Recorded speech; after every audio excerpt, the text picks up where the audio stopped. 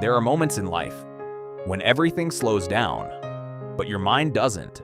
Moments when the world around you feels distant, but your thoughts feel louder than ever. Not peaceful, but heavy. Not calm, but overwhelming. This is a story about one of those moments, about a man who thought he had control over his life until he lost it completely. His name was Daniel. If you met him on a normal day, you wouldn't notice anything unusual. He had a job, a routine, people around him. He smiled when he needed to. He showed up when it was expected. He lived what most would call a normal life. But there was something no one saw. A quiet emptiness. Not the kind that screams for attention, but the kind that sits in the background, day after day, growing slowly. Daniel didn't talk about it because he didn't understand it. How do you explain a feeling that has no clear reason? Nothing was wrong, and yet everything felt off. At night, when everything got quiet, that feeling became louder. He would lie in bed, staring at the ceiling, thinking, why do I feel like something is missing? Why does everything feel incomplete?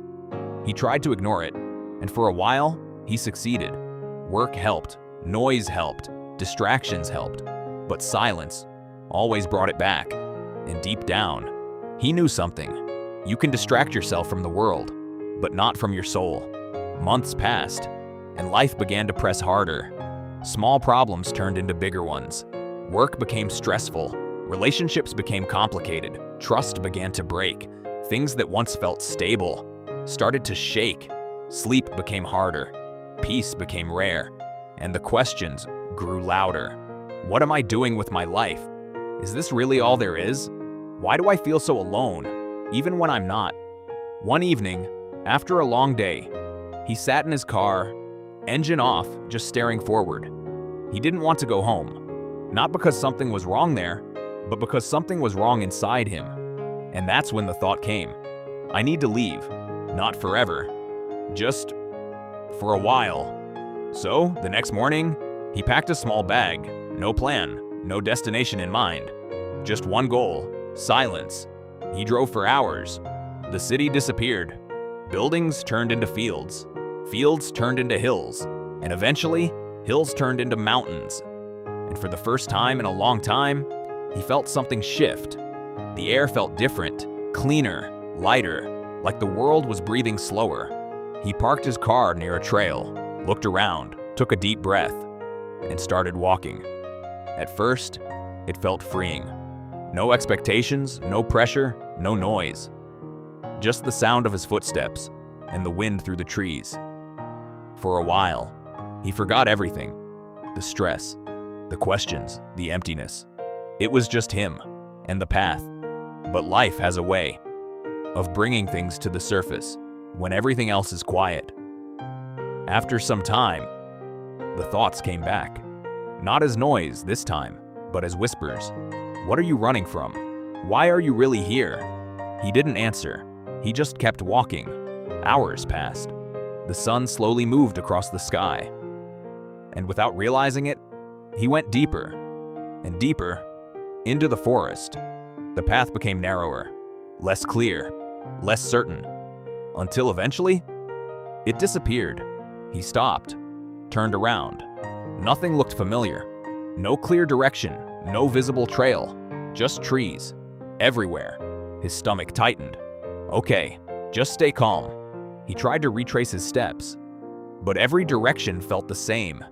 Minutes passed, then more, and slowly, calm turned into confusion. Confusion turned into fear. Real fear. The kind that doesn't ask for permission. His breathing got heavier. His heart faster. Think. But thinking didn't help.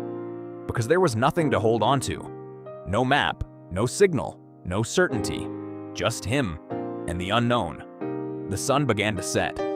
Shadows stretched across the ground. The temperature dropped.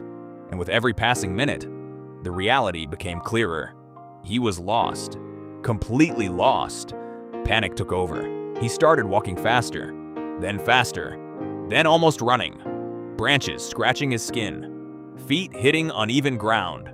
Just find something, anything, but there was nothing. No path, no sign, no way out. Eventually, his body gave up. He stopped, bent forward, hands on his knees, trying to breathe. And in that moment, everything hit him. Not just the situation, but his life. All the pressure, all the questions, all the emptiness. It all came crashing down at once. And suddenly, he wasn't just lost in the forest. He was lost in everything. He sat down on the ground, exhausted, silent, broken. And then, for the first time in years, he looked up. Not at something specific, just up. And he said, "God." The word felt heavy, unfamiliar, almost uncomfortable. I don't know if you're real. Pause. But if you are, I can't do this anymore. His voice broke. I'm tired. I'm lost. I don't know where to go. Silence. No answer. No voice. No sign. Just the sound of the wind moving through the trees. But something changed. Not outside. Inside. A small shift. A quiet calm in the middle of chaos. And then a thought. Clear. Simple. Go that way. He looked ahead. Nothing special. No light. No path. Just darkness. But the feeling was undeniable. He stood up, hesitated, then took a step, then another, and another. Minutes passed, then more, and suddenly, he saw it. A path. Clear, real. He stopped. Tears filled his eyes. Not from fear, but from realization. He wasn't alone. He never was. He dropped to his knees, right there, and whispered, "Thank you." That night didn't fix everything, but it changed everything, because he understood something deeper. God doesn't always shout. Sometimes he whispers. And if you feel lost right now, maybe this is your moment. Not to run, not to pretend, but to stop and say, "God, help me." Because sometimes being lost is exactly where you need to be to finally be found.